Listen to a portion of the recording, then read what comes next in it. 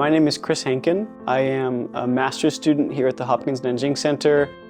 My great-grandfather was named Charles Riggs. He was a missionary here in Nanjing, beginning in, I think, 1915, and then ending all the way after the People's Republic of China was founded.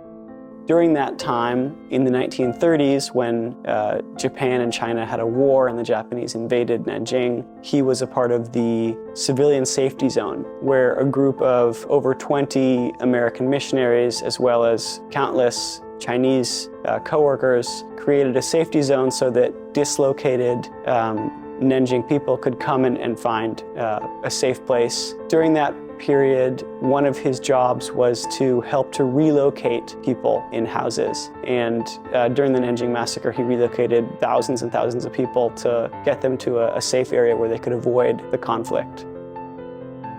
I moved to China in 2018. And when I first moved to China, I actually didn't know very much about my great-grandfather's story. And in 2018, that was the first time when I had a chance to come to Nanjing and visit the Nanjing Massacre Museum. In fact, I was quite surprised to see the photo of my great-grandfather. That was when I started to learn more about the history. Since then, I've come to feel as though it's a history that I feel very connected to. And in particular, one of the things that I find when I interact with ordinary Chinese people here in Nanjing, or when I travel, is that Chinese people have such an openness to Americans. There's so much fondness. Especially when I tell people the story of my great-grandfather, there's even more excitement. And I think that it's a real testament to the fact that these two countries have had a long relationship together, and for the most part, a very, very positive relationship.